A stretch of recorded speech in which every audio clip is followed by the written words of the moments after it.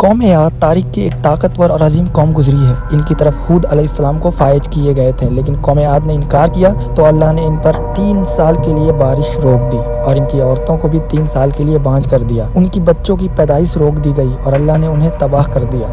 قوم عاد ارم کا رہنے والا تھا۔ یہ علاقہ حجاز یمن کے درمیان واقع ہے۔ یہ لوگ بہت لمبے قد اور مضبوط قامت کے لوگ تھے۔ اس قوم کے لوگ نہ تو بوڑھے ہوتے، نہ بیمار ہوتے، نہ ان کی نظر کمزور ہوتی، بس انہیں صرف موت ہی مار سکتی تھی۔ یہ لوگ اتنے طاقتور تھے کہ بہت جلد پورے یمن پر قابض ہو گئے۔ ان پر بہت سے بادشاہوں نے حکومت کی، مگر 2 بادشاہ ایسے آئے جن کی حکومت عظیم اور جاہ و جلال والی تھی۔ ان کا نام سدید اور دوسرا کا نام شداد تھا، جو آپس میں بھائی تھے۔ یہ دونوں بھائی اپنے زمانے میں بے شمار خزانے اور لشکر کے مالک تھے۔ یہ دونوں ارم بن شام بن نوح کی اولاد میں سے تھے۔ ان کی کل حکومت یمن کے مغربی ساحل سے عراق تک تھی۔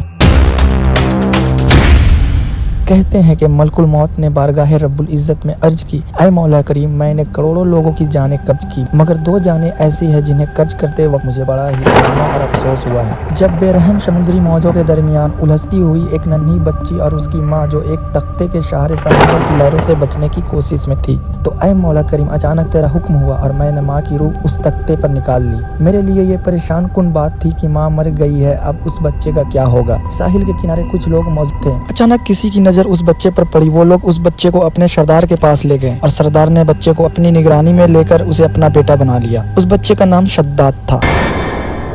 اس نے دیگر سردار اور بادشاہوں کو اپنا فرما بردار بنا لیا اور اس طرح پوری جنوبی عرب اس کے حکومت میں شامل ہو گئی اور ایک عظیم دولت مند بادشاہ بن گیا۔ دنیا کے تمام دیگر بادشاہوں نے اس کے باز گزار ہو گئے۔ اس تسلط اور غلبہ نے اس کو اتنا مغرور اور متکبر کر دیا کہ اس نے خدائی کا دعویٰ کر ڈالا۔ اس وقت کے علماء اور پیغمبروں کے وفادار نے اسے بہت سمجھایا، لیکن وہ نہیں مانا اور کہنے لگا کہ میرے پاس اس دنیا کی تمام دولت ہے اور میں علم، دولت اور لشکر کا مالک ہوں۔ مجھے کسی چیز کی حاجت نہیں، تو میں خدا کو کیوں مانوں؟ مجھے کسی کی اطاعت کی ضرورت نہیں۔ شداد نے حضرت ہود علیہ السلام سے سن رکھا تھا کہ جنت کیسی ہوگی اور اس کی نعمتیں اور اس کی خوبصورتی کا کیا عالم ہوگا، اس لیے اس نے زمین پر جنت بنانے کا ارادہ کیا۔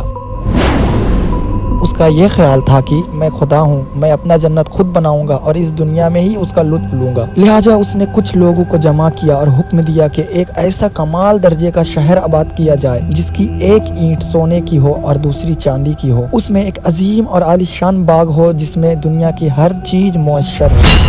لہٰذا اس نے دنیا بھر کے ماہرین کو دعوت دی اور اپنے محل بلایا۔ اس نے اپنے بھانجے جہاک کو، جو ایران کا بادشاہ تھا، کہلا بھیجا کہ جتنا سونا چاندی تمہارے پاس جمع ہے وہ فوراً میرے پاس بھیج دو۔ جہاک نے ایسا ہی کیا۔ شداد نے پورے ملک میں اپنے کارندے روانہ کیے جو بہت بڑے مقدار میں سونا چاندی جمع کر کے لائے۔ اس نے اپنی جنت بنانے کے لیے ملک شام میں ایک صحت افزا مقام کا انتخاب کیا اور ماہرین کے ذریعے وہاں ایک مضبوط بنیاد رکھوائی جس کے اندر سونے اور چاندی کے محل تعمیر کروایا اور اس کی دیواروں کو قیمتی جواہر سے سجایا۔ اس نے شہر کے وسط میں ایک ایسی نہر بنوائی جس کے پانی سنگریزوں کے بجائے ہیرے جواہرات بہتے تھے۔ سونے کے ایسے درخت لگوائے جن کے خوشبو میں مشک و عنبر بھرا گیا تھا۔ جب ہوا چلتی تو مشک و عنبر کی خوشبو پورے شہر کو مدہوش کر دیتی۔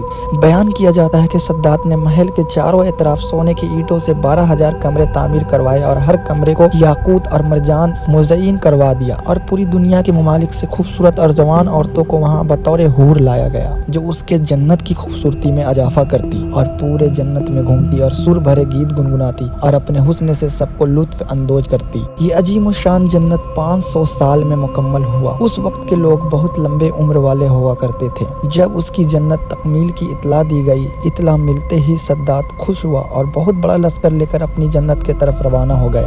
ابھی اس جنت سے ایک منزل کے فاصلے پر تھا کہ اس نے ایک ہرن دیکھا جس کے پاؤں چاندی اور سینگ سونے کے تھے۔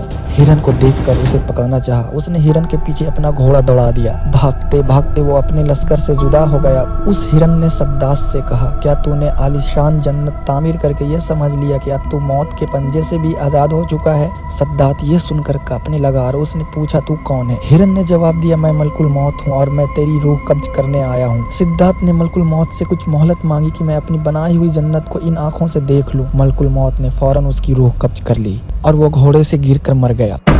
پھر حضرت جبرائیل علیہ السلام نے خطرناک چیخ ماری تو اس وقت صداد کے پورے لشکر اور پورا شہر زمین دوز ہو گیا اور اس جنت کا وجود اس دنیا سے اللہ نے مٹا دیا، تاکہ لوگ اس حقیقی واقعہ سے نصیحت حاصل کریں کہ اللہ کے نافرمانی اور خدائی کا دعویٰ کرنے والے کا کیا انجام ہوتا ہے۔